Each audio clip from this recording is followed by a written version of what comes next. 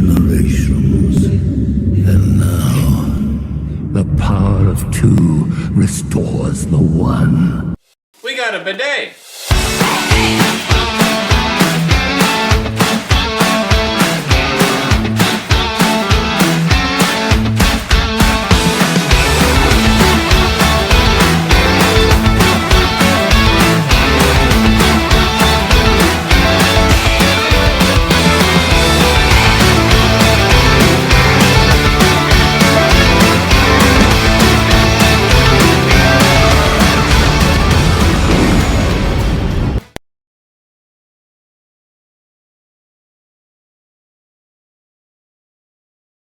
Hey everybody, and welcome back for another video. In today's video we are talking about the end of Andor season 2 and well, season finale and series finale. We used to have this idea where we were going to have 5 seasons, then it went to 3 and now it's at 2.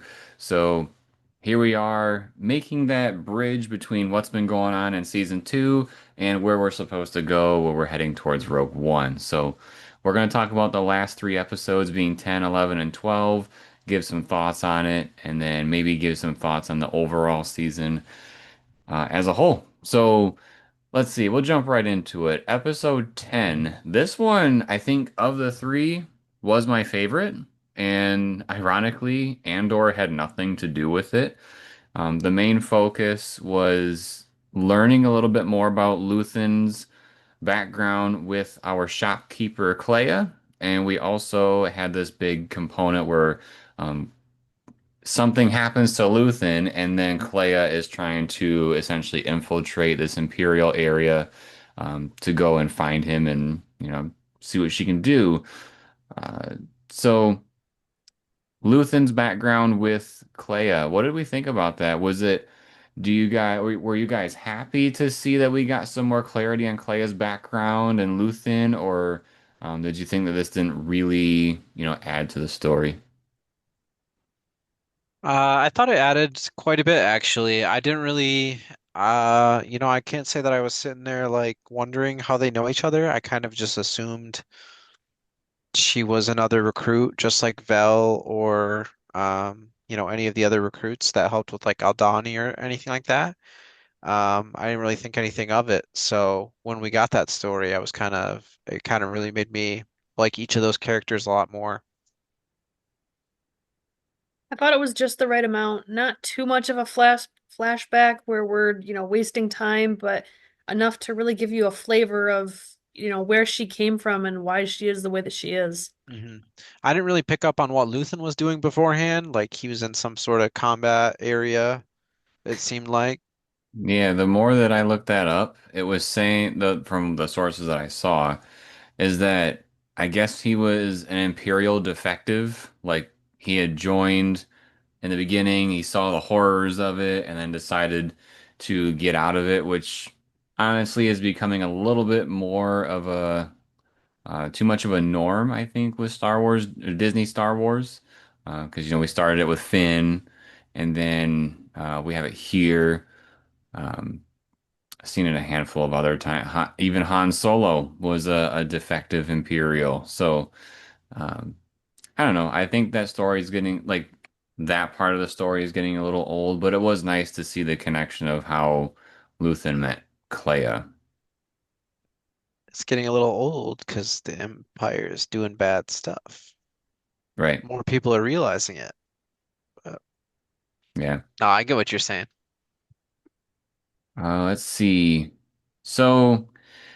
What else? What's happening in real time for the show with Luthen? So Luthen is finding out what's going on with this Death Star stuff. He does get a little bit of a leak where he finds out that there is this super weapon in the making. He's very, very shocked by it. And one of the in my opinion, one of the best scenes that we had in this whole season 2 was here in Luthen's shop with Dedra because the tension was, in my opinion, was off the chart because it seemed like, Dedra was just being the average customer to Luthen's shop, and then she starts slipping in these little pieces of language where it's like she knows something, and he's starting to figure out, oh, this isn't just pleasantries. She's actually here to pick apart what I've been doing behind the scenes, and I just thought it was a really, really good tense scene that eventually led to some pretty crazy stuff for Luthen. My favorite part about this scene, and I wish I could say this was an original thought for myself, but it's something I had heard about before watching the episode, and then when I watched it, it really made me go like, wow, is when she goes, is any of this real? Or what if this stuff is real? And he says that there's two things in there that are questionable, and alluding to, the two of them, Luthen and Dedra. And so I don't know, I thought that was really neat the way that he answered her question, but it was really kind of in a tricky kind of way. Yeah, it's really coy and yeah. No, I thought that was a great line as well. I really loved that scene. That was probably like the most I'd been enjoying this season was episode 10. Um, that was just the droid's not in that one too, is he? He is, right? At the end, or I'm getting the episodes mixed up, but K2? maybe that's 11. I believe he's at 11. When he's like trucking through the apartment building. That's 11. Yeah, because Okay. that's with Andor. Yeah, that's after the hospital. Okay, I got it now. I got it now. So, yeah, I thought this episode was really fun. So, yeah, Lonnie goes down. So, they don't really show us what happened. As we just, you just have to assume Luthen took him out, but Yeah, Well, he's like IMDb left on straight the up says bench. Luthen killed him. yeah. Wait, oh yeah. Um so, you know, he had a family, Luthen was willing to sacrifice so much and I don't know. It was just weird to me that he took him out. It's just, he knew that guy had a family. That was what he was complaining about in season one when he made the big monologue was like, I got a family, you got to get me out. Um, Seems like that was never on the table. I don't know. It The makes way me I wonder if he hadn't killed him and just like took him along with, and then the Empire didn't find him dead on that park bench. Would they have been on to Luthen? Would they have, known that something was up? Yeah, I that's think possible. I think the reason why Luthen did this was he was seeing how uh, emotionally conflicted that Lonnie was, and I think he saw that as a weakness that he might spill the beans or he might, uh, you know, not. He won't be able to keep his mouth shut if the time came Right. where he really needed to. He's Uh, not an operative. He's yeah, a mole that they were able to turn. It's different. Yeah.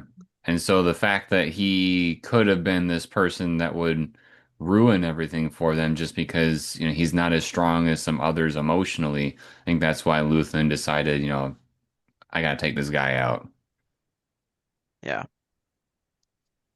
And Luthen is not afraid to take people out for the cause, including himself. Right, which is the big thing that we find out from that scene with Dedra, because they were looking at this like blade, this knife, and he was talking about how, this thing is super rare, but nobody really knows if it's rare because nobody can validate whether this is a real or a fake. And I think that's when, Dedra was mentioning the or asking the question about other things being fake. And so what we see when he turns around, Dedra gets very concerned is that he cuts him like did he stab himself or did he cut himself? I They believe he don't really stabbed show himself. it, but yeah. Yeah, I think we just saw like a lot of blood. And of course, Dedra doesn't want Luthen dead. She wants Luthen alive because that's a way to get information. And so she brings in the Imperials to um, you know, make sure that he stays alive. The way that Dedra knew that something was up with Luthen as well was that Luthen was trying to destroy his communications board thing in the back, and she saw the smoke. And so she was like, something's going on here, detain him. And that's when, he was in the process of cutting himself. I saw something and I want to ask you guys your opinion on how believable you think this is. Luthen's a really smart dude, right? He plays chess with a lot of people. He knows his stuff. And he's not afraid to cut people from, any loose ends. Is it really that believable that the only security he would have for like his communication boards and his shop is just to pour some acid on it versus having like a secret exit way or compartment to hide these things or something that's a little more involved than just dumping acid on it? Um, I don't think they were trying to hide it anymore, I guess. I think at that point he just kind of figured out that he was burned, so what's the point in hiding it? Might as well just destroy it. And But like, that's wouldn't he have like a self-destruct button or something somewhere then? Sarah, you got to think about the rule of cool. So he was pouring the acid over, and did you see how it just dripped over how it just dripped over everything? It's like the evil of the empire Yeah, spreading. it's like a metaphor.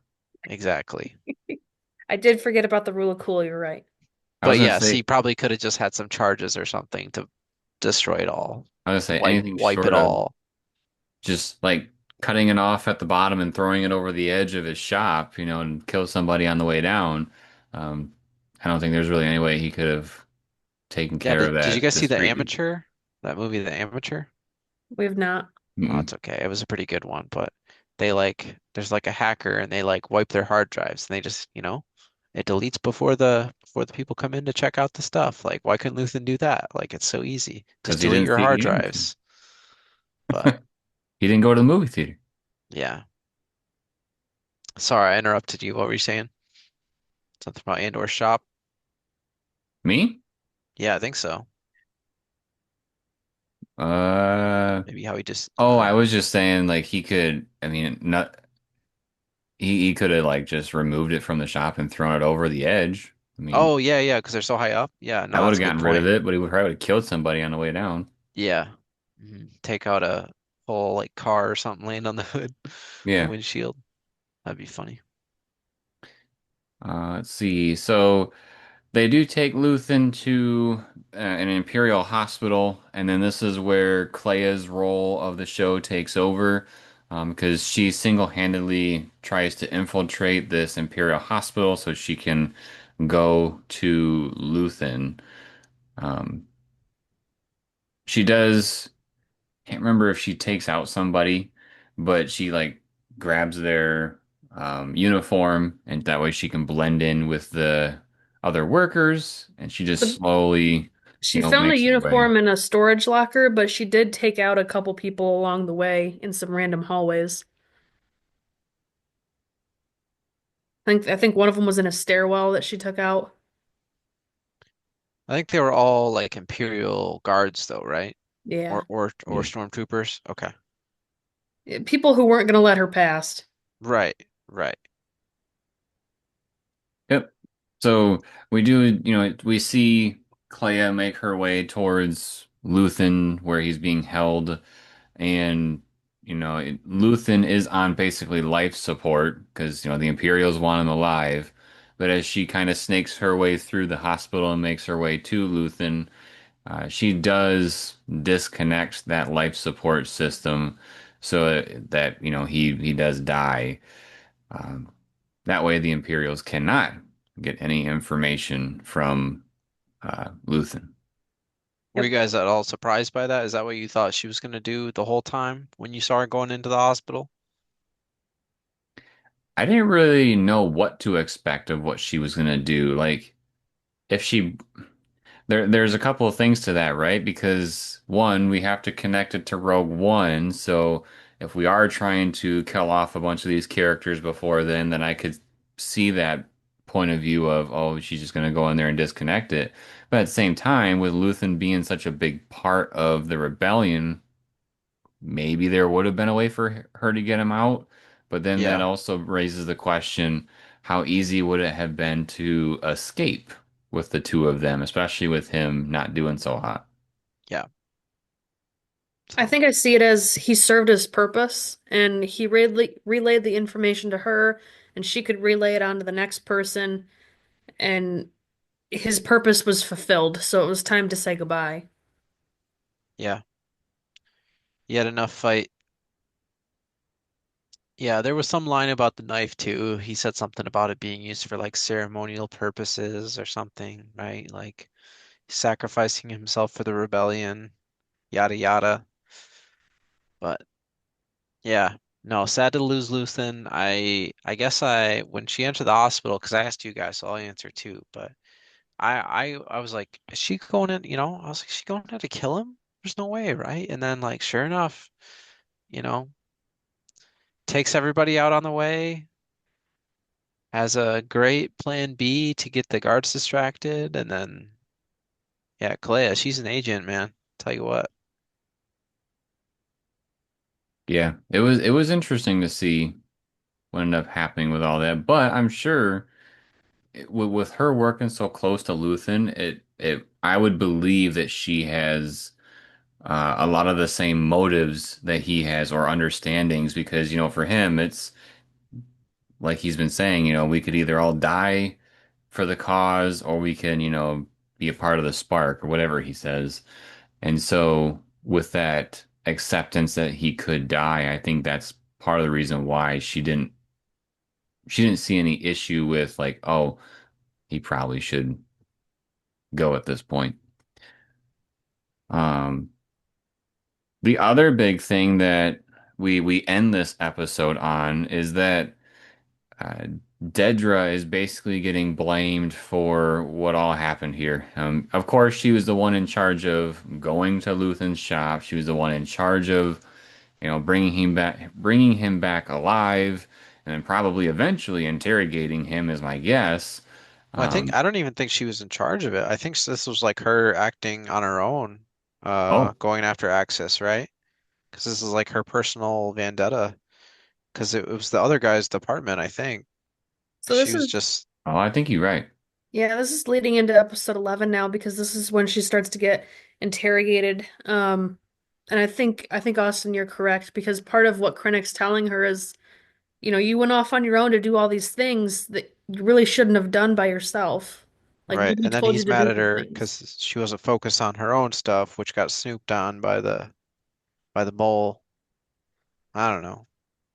Yeah, Maybe and I'm getting that because mixed of up a little, but because of her negligence with what was going on, Luthen or not Luthen, Krennic was like saying to her, like, say it, and she said Death Star, and like that's it's kind of the beginnings of seeing that she's gonna be part of this blame for getting the leak out there with the Death Star, the plans.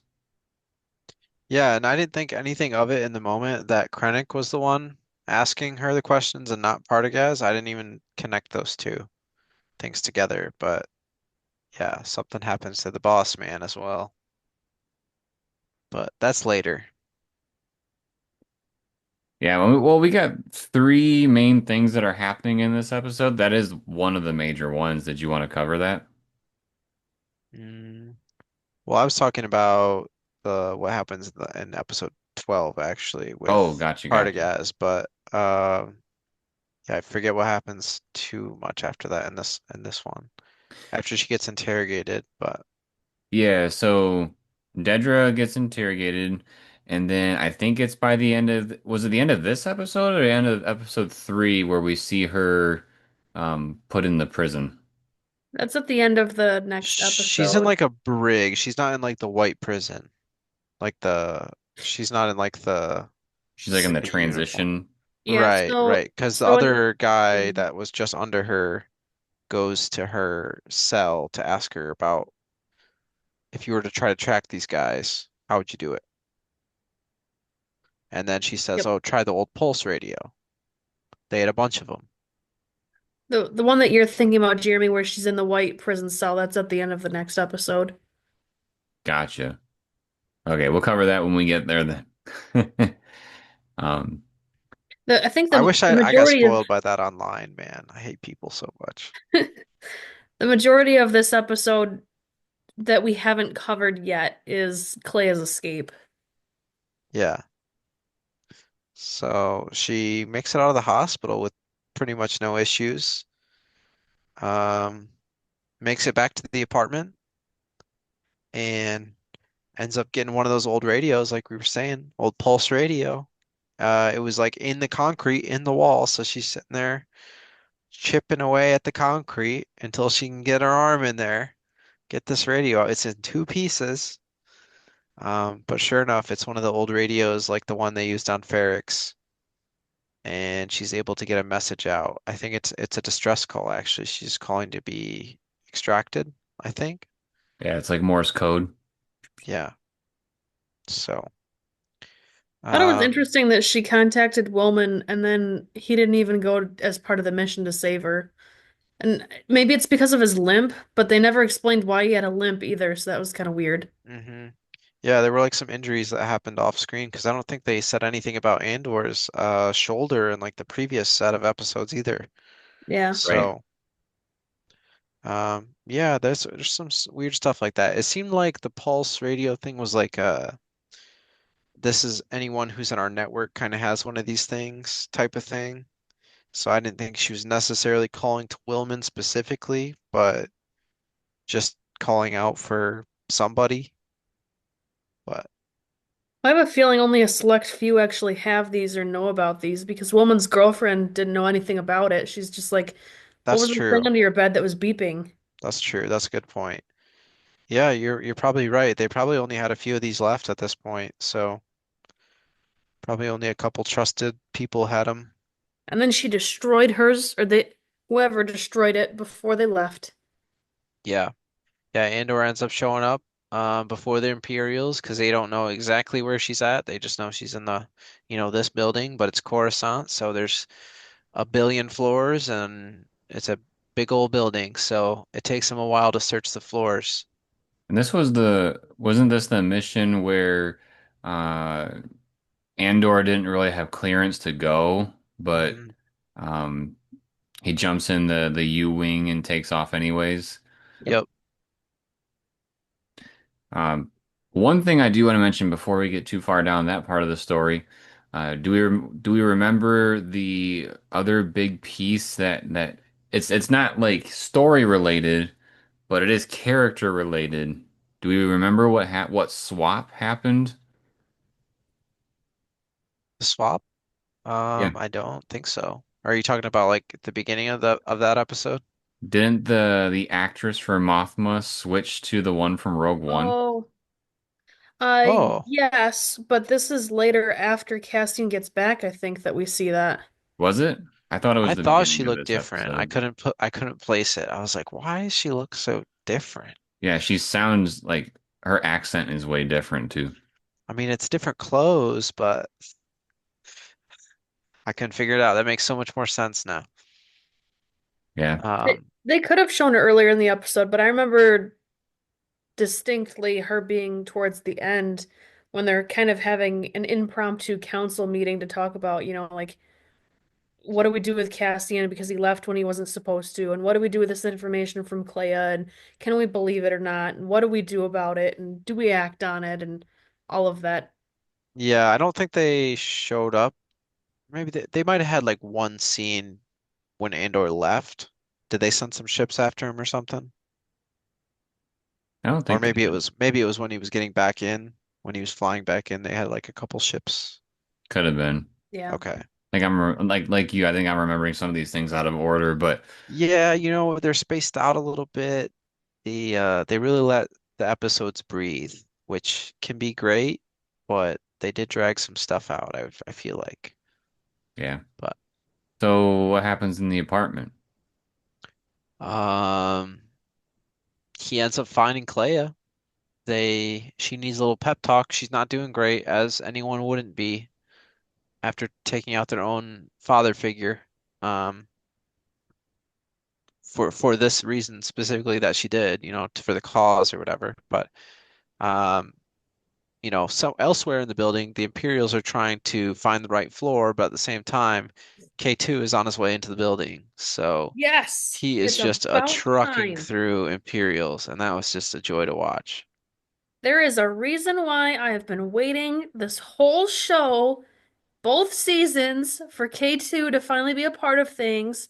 We Yeah. did get a scene with him back at the camp when they were playing cards or dice or dominoes or whatever it was. Couldn't recognize what Star Wars game they were playing, but then he just obliterates everybody as he's on his way and he just says, I've cleared a path. Like, yes, you did, K2. Good job. My favorite part was when they said, "Is he with us?" No.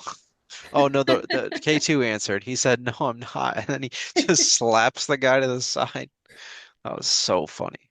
You like when he used the trooper as a shield and it was like a Oh, yeah, rag doll. brutal. Yeah, I heard, I don't know if this is true, but I heard they wanted to do like if they had more budget to do like another episode, they're gonna do like a whole like horror episode of K2 that would go hard. Him just like tearing through Imperials, being a menace. That's actually one of the not the episode idea, but the financial part of what you said. It makes me wonder if that's why he had such a limited role in season two, because like the show itself was already super expensive, Hmm. and he's purely CGI. So it makes me wonder if that's why he's not in more of it because it would cost so much more. Which is Yeah. sad because arguably he's one of the best characters. Yeah. Yeah, he had some pretty good lines, even for as short of episodes as he was in. So He was definitely my favorite of the show. Not just the season, not just the episode, of the show. nice, nice. But yeah, K2 finds him in the nick of time, and they get out of the apartment building.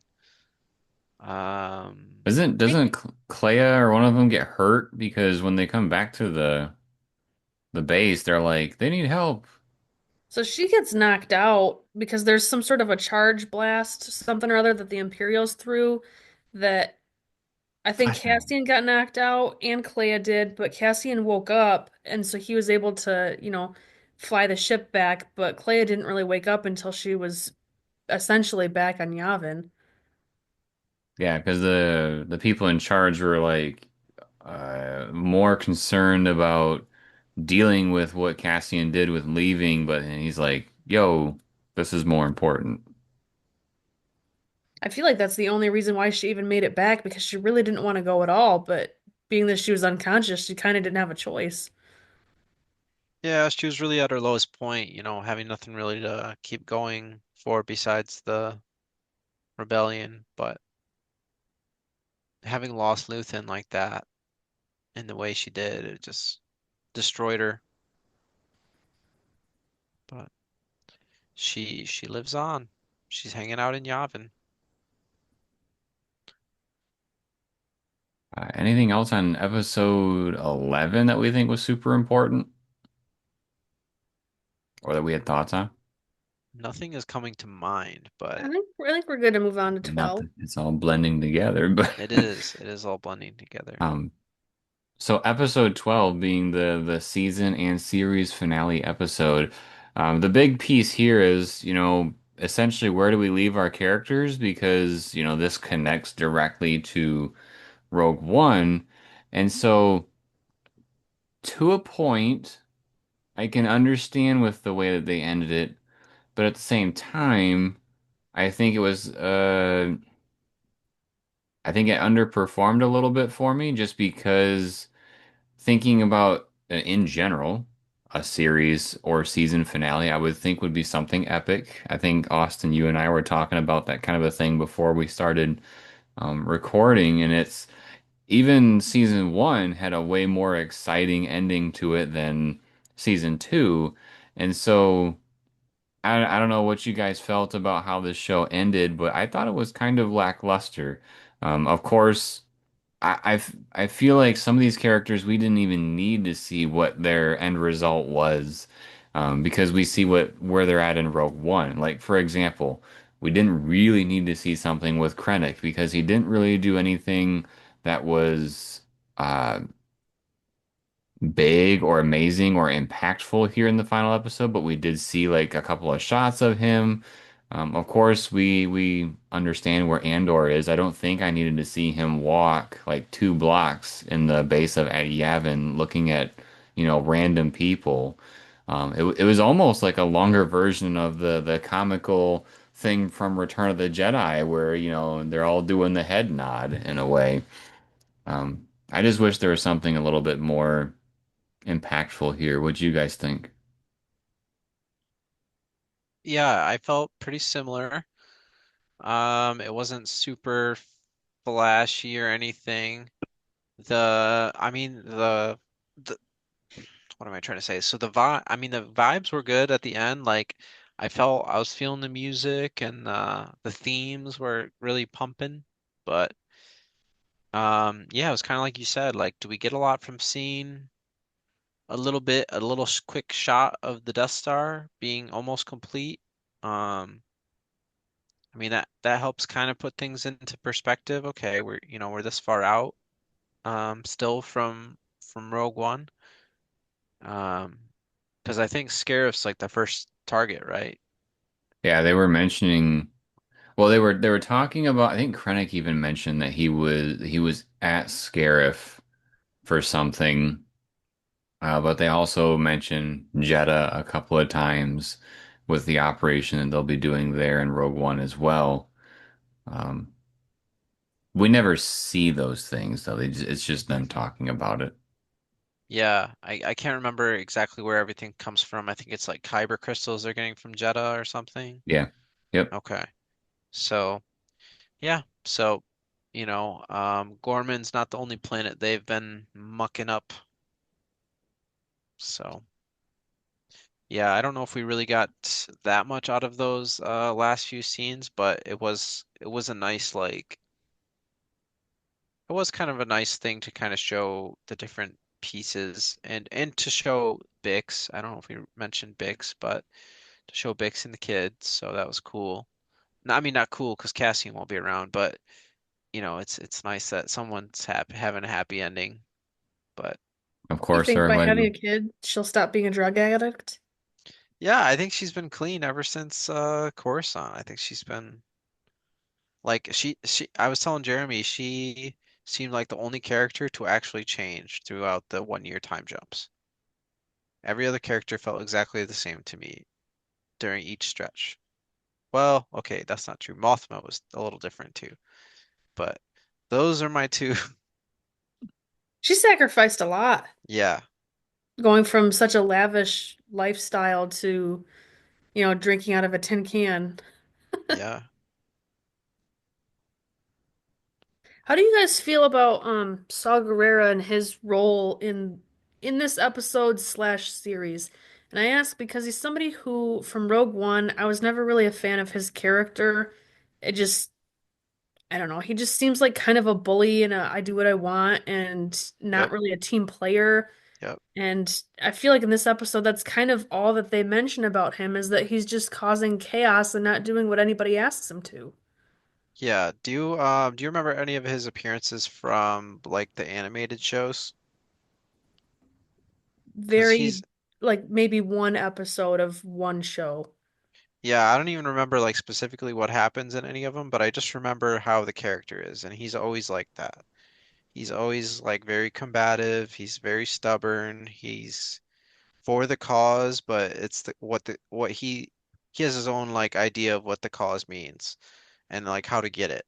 So, um, I that Just feel being like said, I didn't really connect too much with him in Andor at all. So, the idea of that sounds fun in a way because like, when you think of like D&D and stuff, I like the idea of chaotic good because chaos can be kind of fun, but I feel like he's like the anti of that. Like he's not chaos in a fun way. He's chaos in like a boring, stupid way.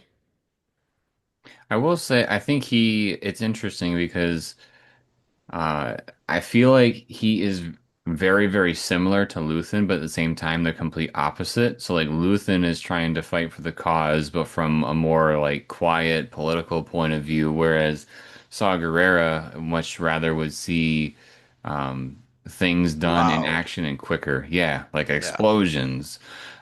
So for me, with this series specifically, I feel like with season what he was doing in season one, it made me more excited for what to see from season two. But at the same time, I feel like he was more of put on the back burner because of having to shorten the series. I feel like we could have seen a lot more cool like skirmish type situations with Saw Gerrera's platoon.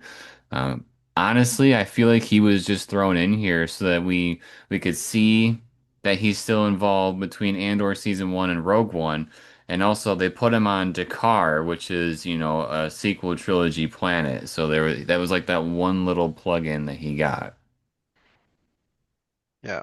Um, Something you said reminded me of something. Now I forgot it by the time you finished the other thing, but I think it was something about Saw, how he likes to see like results like right away, and um, yeah, I thought they could have done more with him. I don't know if I don't think I talked to you guys about the last set too much, but like the stuff with Willman at his camp, I really thought that was going somewhere. I thought we were going to Mhm. see a mission or something go on, but that we didn't really get too much out of that, to be honest. We got like a monologue and an exhalation, like and then a time jump, right? I think maybe. So, um, yeah, I think Saw could have been used better. That's the moral of the story, moral of the point I was trying to make. Yeah. But I, there could have been more. Maybe honestly, he could probably have his own show, like hmm seeing the other side of things here of what's going on. I don't think they'd ever do that personally, but he still makes other appearances, like in the Jedi series from EA. He is actively in that doing missions, and you get to see his brigade do different attacks on the Empire. So we get to see him in other mediums, but he definitely wasn't a priority for this series. yeah, but I Some of did think this, we would. Oh, go ahead. I was just gonna jump topics. Me too. So, Oh, go ahead. I brought up the last one. I never thought we'd get another flashback to Kanari when he was like sleeping. K2 wakes him up. He was like dreaming about his sister back on Kanari. I Andor. remember K2 waking him up. I don't remember the dream. Can you elaborate Yeah. on that? It wasn't much of a dream. It was like a shot of his sister, and then you could hear like raindrops. And then as soon as one of the drops in the same tone, K2 like put his finger on his chest so it hit like right when the raindrop hit. And then he wakes up, and then there wasn't much to the dream, but it just Yeah. showed his young sister kind of standing there as he like walked away. I think it was the same shot as he like walked away with the other kids because that was the last time he saw her. Um, when he like walks away in the back of like all the other kids when they put the face paint on to, it would have been like right after that. Hmm. So, Hmm. Yeah, but I I don't. just thought that was a little interesting that he's still thinking about her after Marva told him to not think about her. But Well, you can't really control your dreams. right, right, Yeah. And I don't know how much truth there is to this, but when I was in the third grade, I asked the teacher brought in two people that specialized in, sleep doctor stuff, and I asked them what creates our dreams. And one of the things that they mentioned was things that we've forgotten. And so if he tries to forget, his sister, then his sister just might pop up later on. yeah, It could explain why people say your dreams haunt you. Yep. yeah. So, There are a couple of other major things here. I know Austin, you kind of alluded to one of them with the officer before. Yeah, Partagaz, guy who's running everything, running this whole secret project about Gorman and the energy thing and how it's all connected, which we know the whole time it's the Death Star project. But it leaked, and so at the end of the day, he was the guy in charge, so he's got to take the fall for it as well, not just Dedra. So, Yep. So he's basically kind of given a choice, but at the same time, he knows what he has to do. Um, and he takes that blaster and pulls the trigger. And it's off screen, of course. Um, but yeah, takes care of himself in that situation. And then the other big Imperial piece was Dedra. And I kind of picked it up right away when I was seeing some of the outlines of where she was at. But as the camera, pulls out, we get to see, that floor that has the red and the weird bunk bed situation that's going on. And she's in one of those Imperial prisons where the prisoners are Narkina, building, what's that? Narkina 5. Yeah, where they're building the different pieces of the Death Star. So it's kind of ironic that she is now part of building what she leaked or what she's held responsible for being leaked. She talks so fondly about her Imperial Kinderblock and how they had everything they needed. Maybe this won't be so bad for her. True. Yeah, maybe. Yeah, man, Dedra's had it rough too. Shoot, we forgot about her. Yeah, Dedra was my favorite part of the show, and so when I saw that this is what it led up to, I was like, dang. Like, did she even ever find out about Cyril? Like, did she get confirmation that he was killed? I feel like she would have, but that might be one of those things that was lost within the 1 year later. Yeah, yeah, it could have been.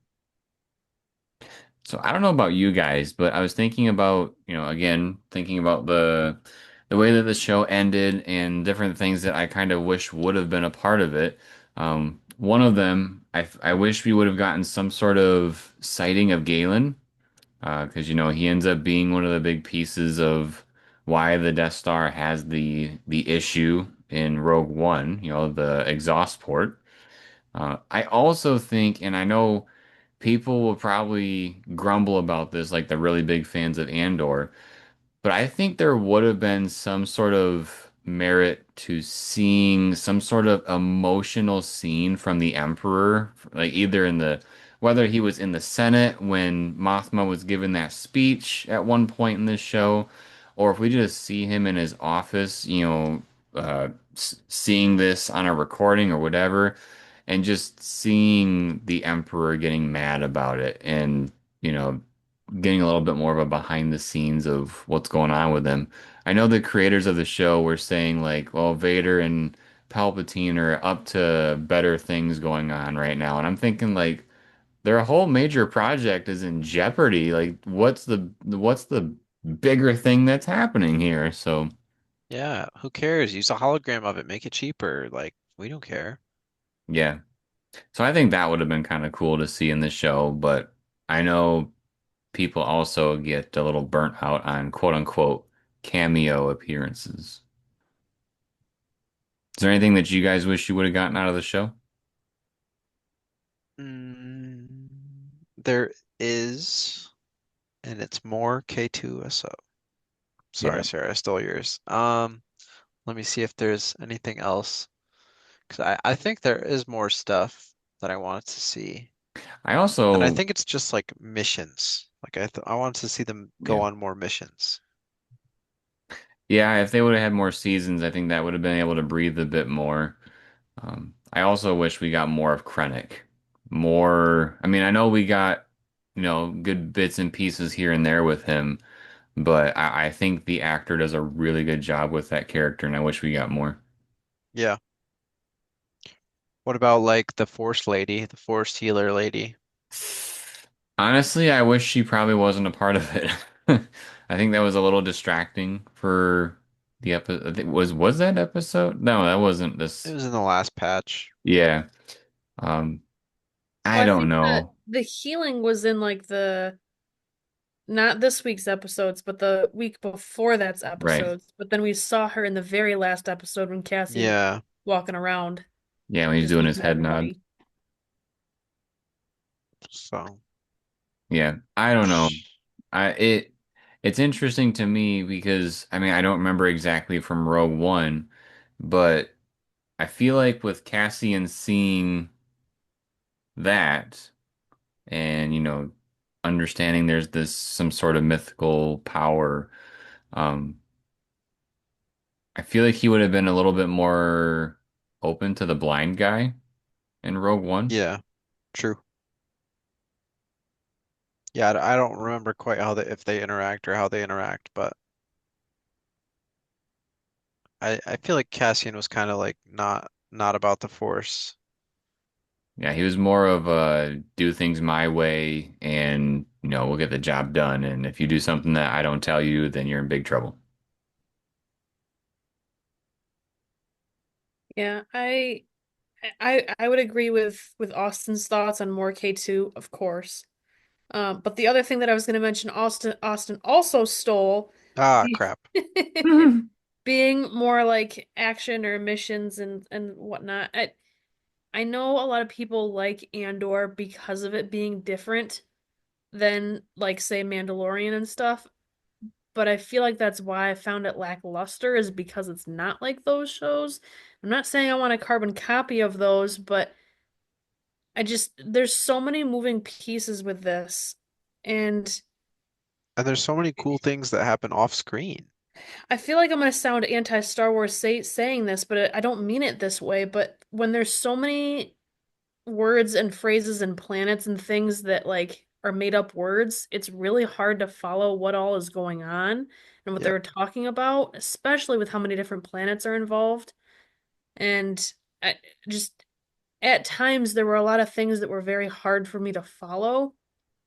And I feel like if they had broken it down just a teensy bit, it doesn't have to be like, Star Wars for dummies, but just, bring that level of uh complexity down just a hair, I think that would have helped me enjoy this show a lot more.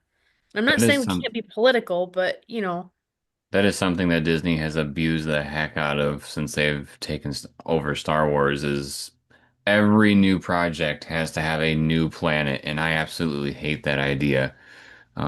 Just like you said, the galaxy it gets kind of saturated. They all start to look the same, and then none of them seem to be important anymore. And when you try to remember back which one is which, then it gets even harder. Um, Going along with that idea that people like this show because it is that darker, more political type scene. I think that's another merit to that they should have had more of the emperor involved as far as the face of this government. They don't need to have Vader per se because Vader isn't the political figure, he's just the muscle. But I do think it would have been interesting to see how the Emperor tries to make what he's doing look good to the galaxy. But, us as the audience, we all know that what he's doing is just basically lying through his teeth and trying to cover up XYZ. But I think it would have been cool to see more of that deception from him as he's trying to lead the galaxy. Yeah. If we could see like a few of the strings being pulled. Like that would have been really fun to show Krennic too, like Krennic taking orders from the Emperor or something. Just to like see him be one way with Dedra and all the other, you know, Imperials, and then he's just like a dog in front of the Empire. Like I don't know, would have been fun. Well, we actually had something like this happen. I think it was in the Bad Batch, wasn't it? Where the one Imperial guy that ordered the attack on Camino, he was trying to cover it up as whatever. I don't remember exactly what it was, but then he was on trial in the Senate, and then the Emperor came out, and it was like, oh crap, what's gonna happen here? And then he dished out what we didn't expect, where he actually did discipline that officer, and so. I do think there would have. there would have been some really solid content here aside from just, oh, we get to see, Ian McDiarmid for 2 seconds in this show. I think he could have been a pretty impactful piece. Yeah. Which that also leads to another thing that I wish would have been more when we started the show, that first 3 episodes, Mothma was a pretty big piece. And even towards the end of the first three, where we're seeing the cuts going back and forth and she's getting drunk at the wedding and we know that her world is going to be turned upside down. I feel like after that she kind of got sidelined, whereas in season one she was a part of everything throughout the entire show. But again, I think like Austin brought up, we lose a lot of that stuff with those time jumps. So maybe that's one of those things that got cut. Yeah. Um, what else? There's never any resolution to the um I don't know. One thing kind of led to the next, but the Cinta taking the Chandrilan guy from the wedding, taking over as like the cab driver. We never saw anything about that. Oh, yep. We just hear like Cinta was in an accident. Okay, so did like Luthen put a bomb on the car, or did they like crash into something, or what? What? Please tell me more. Like, hmm and then yeah, she's back. We get nothing, and then she's dead. Like, what? Yeah, that was What? very quick. Actually, I forgot about that arc. Well, That I'm talking about characters we don't wrap up their story. We see pretty much everybody else at the very end in these little flashes of what they're doing now, including Mothma's husband slash ex-husband, but not her daughter. Yeah, why show her husband? Like, I don't care about that dude. yeah, I would be more curious about what happened with her daughter too. Like, didn't somebody like warn her about marrying him and there could have been some sort of consequences that happened down the line? Like, I think Mothma was the one who was telling her you don't have to do this.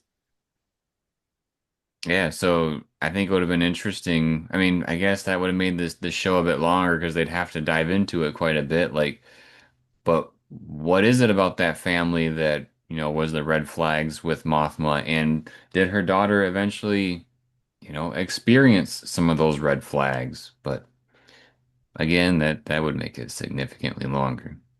Well, and the whole point, I think, of that wedding was just for funding, like a arranged marriage for funding that then fell through. So the wedding was really kind of for nothing. Yeah, which to a point feels that way in the show. Yeah, like they spent so much time setting it up and talking about it in season one, it felt like they kind of had to do it in season two. And then it didn't really have, it made for a great set piece, several of them actually, and like, it was fun to do the wedding, but it didn't really result in too much like you're saying. Like she got the funding from the sleaze bag rich dude, the son, and then it seemed like her husband was pretty good chums with that guy, and seemed like her childhood friend was kind of getting in with him as well, you know. Seemed like they were investing in the same things or something like that. But um, yeah, we never really got any more of that family or anything. Oh, there was like a little bit, right? Because they had the bug. No, I'm probably just thinking about that same set of episodes. Or am I? Because they had to go back, right? Or that was on Coruscant. I'm getting it mixed up. I think you're talking about Clea taking the listening device out of the art piece. Yeah, that was on Coruscant. Yeah. So that's kind of the planet thing you're talking about, Sarah. Like, that could have been easily back on another planet. So it gets very hard to keep it all straight if they never show the planets or any recognizable architecture or landscape or climate or biome or anything. Yeah, the only reason why I really recognized Coruscant was they kept showing the Senate building in the background. But other than that, it could have been any other planet, like you said. Yeah. I guess to recap my thoughts on season two, it was all right. I feel like at the beginning, I was thinking, season one must have been a lot better than what I thought it was because season two is very lackluster. I feel like it picked up and got a little bit better, but there still was not nearly enough K2SO. And will I be watching this again? Probably not. Yeah, I probably won't be watching it either, but I will say I think because my expectations were at a more realistic point of view for the show, I think I liked it a little bit better week to week than season one, especially with the drop of 3 episodes. That helped a But ton. at the same time, like you said, I don't think that there's other Disney Star Wars shows that I'd be way more willing to rewatch than this show, and there are also shows that got crapped on by lots of people. So, Mm. um, I don't know. Yeah, like there were like at least one, but probably more than one episode this season where I felt like, you know, they give you 3 episodes, yet they always give you a recap before that episode as if you don't remember the thing that just happened. So like there were several times where I watched the recap and I was like, yeah, why don't you just show me that? Like instead of me watching that whole 40-minute thing, just show me that recap. That would have been good. I would have been good to go.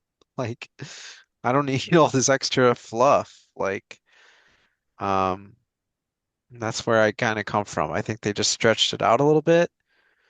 And I think other things needed more time. So it's weird the things that they decided to allocate the time to. Whereas in season one, it seemed very specifically like, okay, we're giving the prison this much time. You know, it got a longer arc than every other arc, but it was worth it. And like the Aldani had a very specific, okay, this is our getting here, this is our setting up, this is our heist, you know. It was just everything felt so much like it was given so much more thought in season one, I guess, is how I feel about it. I had fun. It was cool. There were some great scenes, some great, shots, great CGI, but I didn't have as much fun with it as I wanted to. Yeah, I think that's a pretty fair assessment. Um, how I experienced it as well. Um, yeah. Any other thoughts on season two? Are we Um, happy that it's only 2 seasons, or do you think it would have been better with 3 or 5? I think it would have been better with more. Like I know I just complained about it being stretched out, but I think if they were to been able to give Willman some time to develop and go on a mission with Cassian, I think like seeing those two bounce off each other more in like a longer time frame. I think that could have been really nice to see. I think we could have got more with like Vel and Mothma back in Yavin. Like I think there's and Saw could have had some more moments. Like I think there's a lot of areas where they could have given a little bit more to. So I would love to see like one more season, like three seasons. I think three probably would have been the sweet spot for what the different reasonings that you're mentioning. Yeah, but I know it works as two. They were able to accomplish quite a bit. You know, I can say like it's not like you know, this season didn't provide anything. You know, it definitely bookended a lot of stuff from season one and brought us right up until Rogue One. So I think they accomplished a lot of their own, internal goals. Yeah, I think they accomplished like you said, what they set out to do. I know for me, when I think about a show that was 2 seasons, the first thing I think of is, okay, what went wrong with it? Why did it only last 2 seasons? And at the same time, I feel like there could have been enough where they could have had a season 3, 4, 5, so on and so forth. But that's just kind of unfortunate, because it could have done better with more. But it is what it is, and I know Disney spent a lot of money on just these two seasons together. I think it's like 600 or 700 million between the two seasons. Yeah, So something like that. hopefully they get what they want on their return, that's for sure. And I think it was another thing that Austin and I were talking about before we started is that with all those time jumps, that's a prime opportunity for Disney to start selling you Marvel comics and novelizations of what happened in the in-betweens. So all you Andor fans, get ready to pay more money. Um, but yeah, so that was our discussion on the last arc for Andor season 2 and the series as a whole. If you enjoy this type of video, make sure to subscribe to the channel and turn on notifications. We got plenty of other Star Wars shows in the pipeline to come, and we will be talking about them. So drop us a like if you like the video and drop us a comment letting us know your thoughts on Andor season 2. And then as always, everybody, thank you for watching. We'll see you next time.